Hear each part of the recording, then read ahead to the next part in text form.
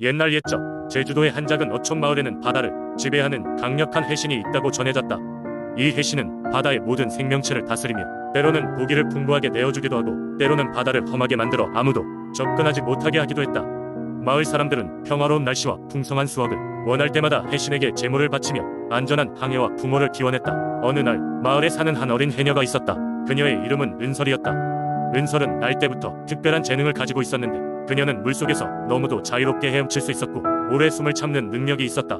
이런 은설을 보고 마을 사람들은 그녀가 해신의 축복을 받은 것이라고 믿었다.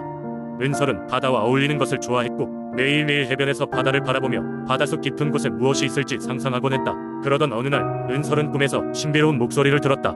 그 목소리는 그녀에게 바다 깊은 곳으로 오라는 초대장을 전했다. 용감하게도 은설은 다음날 그녀의 모험을 시작하기로 결심했다. 새벽이 오고 해가 뜨면서 은설은 그녀의 다이빙 도구를 챙기고 혼자서 바다로 나갔다. 그녀는 깊고 깊은 바닷속으로 헤엄쳤고 그 끝에서 기다리고 있는 것은 다름 아닌 해신이었다. 해신은 아름다운 여인의 모습으로 그녀에게 나타났다. 해신은 은설에게 덕망 있는 해녀라 부르며 특별한 임무를 맡기고자 했다. 임무는 마을을 위한 것이었다. 해신은 은설의 병기를 해유라 하며 마을에 풍어를 가져올 수 있는 능력을 부여했다. 해유는 특별한 해초의 형태로 이것을 바다의 특정 위치에 두면 물고기들이 그곳으로 모여들 수 있다는 것이었다. 해신은 은설에게 해유를 위탁하며 이를 이용해 마을 사람들을 돌보라고 말했다. 은설은 해신의 지시에 따라 해유를 사용해 마을에 풍성한 수확을 가져왔다. 마을 사람들은 그녀를 영웅으로 여기며 감사를 표했다. 그 후 은설은 바다와 마을의 중요한 연결고리로 여겨졌고 그녀와 해신의 이야기는 오랜 세월 동안 전해 내려오게 되었다. 이 이야기는 바다와 사람 그리고 신에 대한 제주도의 깊은 믿음을 상징하는 전설로 남아 지금도 마을의 노인들 사이에서 회자되고 있다. 두 번째 이야기. 옛 보령의 작은 어촌 마을에는 특별한 수호신 갈매기 신령의 전설이 있었습니다. 마을 사람들은 이 신령이 바다의 목소리를 들을 수 있는 능력을 가지고 있다고 믿었습니다. 그로 인해 신령에게 바치는 제사는 해가 갈수록 성대해졌고 마을 사람들은 신령을 진심으로 숭배했습니다. 전설에 따르면 아주 오래전 갈매기 떼가 유난히 많이 알아들던 어느 해였다고 합니다. 그때 인간의 언어를 할 줄 아는 갈매기가 마을에 찾아왔습니다. 사람들은 그 갈매기를 보령이라고 불렀고 그가 신령의 현신이라 생각했습니다.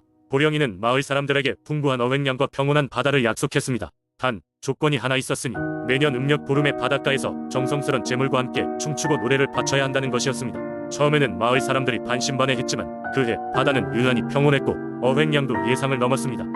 보령이는 갈매기처럼 자유롭게 해안을 날아다니며 마을이 번창하도록 이끌었습니다. 제사는 점점 화려해졌고 사람들은 보령이와의 약속을 지키기 위해 매년 가장 좋은 재료와 선물을 준비했습니다. 제사의 날 마을 사람들은 해가 저물 때까지 춤을 추며 노래를 불렀고 그들의 웃음과 노랫소리는 밤하늘을 가득 채웠습니다. 제사가 마칠 무렵 하늘에서는 수많은 갈매기 떼가 날아올라 보령이에게 감사의 인사를 전했습니다. 어느 날 새로운 촌장이 들어서면서 갈매기 신령에 대한 믿음이 흔들리기 시작했습니다. 그는 제사가 마을에 아무런 실질적인 이득을 주지 않는다며 이를 중지하려 했습니다. 마을 사람들은 이를 두고 큰 갈등을 겪었지만 결국 오랜 전통을 따라야 한다고 결정했습니다. 그해 제사가 끝난 날 갈매기 떼가 다시 나타나 마을의 바다 위를 배회했습니다. 그날 이후 바다는 다시 평범한 날씨와 물고기로 풍성해졌습니다. 이렇게 보령 민속에 전해지는 갈매기 신령의 이야기는 오늘날까지도 마을 사람들에게 전해지며 그들은 바다의 수호신으로서 언제나 바다와 하늘을 지켜보는 그를 기리며 전통을 이어가고 있습니다. 세 번째 이야기. 옛날 옛적 전라남도 담양의 깊은 산속에는 사람들의 발길이 닿지 않은 신비로운 연못 용소가 있었습니다. 이 연못은 깊고 맑은 물속에서 우묘한 빛을 발하여 멀리서 보면 마치 에메랄드 같은 녹색으로 아름답게 빛났습니다. 마을 사람들은 오래전부터 이 연못이 보통 연못이 아님을 알고 있었습니다. 전설에 따르면 이곳에는 영험한 용이 살고 있다고 했습니다. 그 용은 수백 년을 살아온 자애로운 존재로 마을 사람들의 기도와 바람을 듣고 때로는 비를 내려주어 농사를 돕기도 하고 때로는 가뭄을 막아주기도 하였습니다. 그런 이유로 마을 사람들은 매년 봄이 되면 용소를 찾아가 간절한 마음으로 제사를 지내며 마을의 안녕과 풍작을 기원했습니다.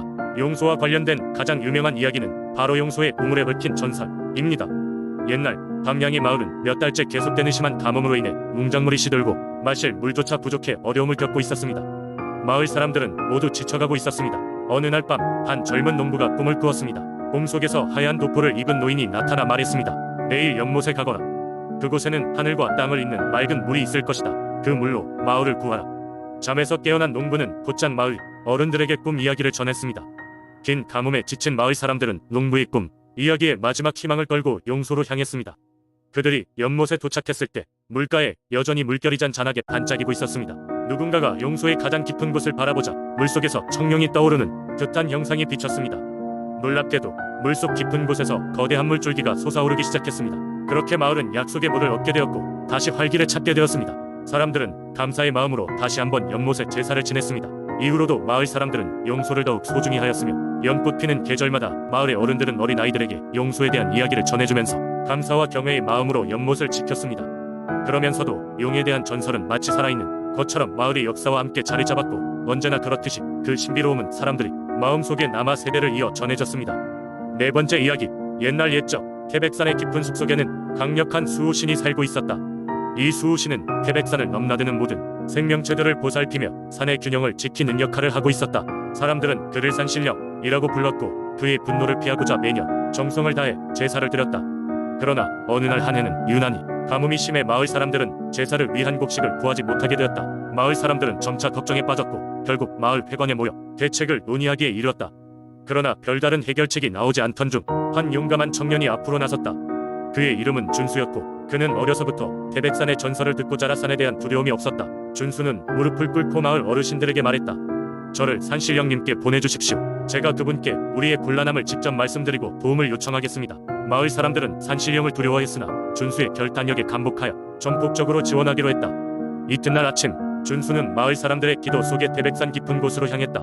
길고도 험난한 산행 끝에 준수는 마침내 산신령이 머무는 신성한 골짜기에 도착했다. 주변 공기는 신비로운 기운으로 가득 차 있었고 그는 그 자리에 무릎을 꿇고 간절히 기도를 올렸다. 위대한 산신령님, 태백산을 지키는 당신의 힘은 대단하십니다. 우리는 작은 마을의 평범한 사람들일 뿐이지만 산신령님의 도우심 없이는 이 가뭄을 이겨낼 수가 없습니다. 부디 우리를 가엾게 여기시고 도움을 주십시오. 그때 주변의 나무들이 바스락거리고 바람이 휘돌아가더니 아득한 목소리가 공중에서 들려왔다. 그것은 산신령의 목소리였다. 산신령은 준수의 용기와 진실된 마음을 알아보고 관대하게 대답했다. 너의 용기 있는 심성에 감명을 받았다. 너희 마을은 나의 축복을 받을 것이다. 오늘 밤부터 비가 내려 마을에 풍족함이 깃들 것이니라. 이윽고 구름의 움직임이 달라지더니 그날 밤부터 하늘에서 비가 내리기 시작했다. 마을 사람들은 준수의 무사 귀환과 함께 비가 내리는 것을 보고 기쁨에 겨워했다. 다음 날 아침 태양은 화창했고 대지는 촉촉한 생명력을 다시 얻은 듯 보였다. 마을은 가뭄을 극복하고 풍작을 맞이하게 되었고 산신령에게 감사의 제사를 지내며 그 은혜를 기렸다. 이렇게 해서 태백산의 수호신과 용감한 청년의 이야기는 마을마다 전해지며 현재까지도 마을 사람들에게 용기와 믿음의 상징으로 남아있다. 그리고 매년 열리는 제사의 그 청년 준수의 이야기는 빠지지 않고 전해져 내려오는 전설이 되었다. 다섯 번째 이야기, 옛날 옛적 무안의 깊고 울창한 산속에는 전설적인 구렁이가 살고 있었다. 오래전부터 마을 사람들은 이 구렁이를 신성한 존재로 여겼다. 이런 경향은 구렁이가 사람들에게 직접적인 해를 입히지 않는 대신 종종 위험에서 보호해 준다는 이야기가 전해 내려오기 때문이었다. 무안의 어느 작은 마을의 선조들이 물려준 풍습에 따라 매년 중양절에 구렁이를 위한 제를 올리며 풍요와 안녕을 기원하는 전통이 있었다. 마을 어귀에 자리한 고목 나무 아래에는 마을 사람들 모두가 모인 가운데 제단이 차려졌고 그곳에서 마을 장로가 제를 집행하였다. 구렁이는 그 제사를 받들어 먹고 난 후 마치 자신이 그 보호자가 된 양 마을 어귀나무 주변에서 모습을 드러내곤 했다. 그 모습을 본 사람들은 큰 경외심을 느꼈고 이로 인해 그 믿음은 더욱 굳건해져 갔다. 하지만 이러한 평화롭던 나날의 변화를 일으킨 사건이 있었다. 마을에 들어오나 낯선 사내가 구렁이의 전설을 듣고는 엄청난 부를 얻기 위해 그 생명의 용맹함을 시험하려 했다. 사내는 구렁이를 잡아 부적으로 만들어 큰 돈을 벌겠다는 생각으로 계획을 실행에 옮겼다.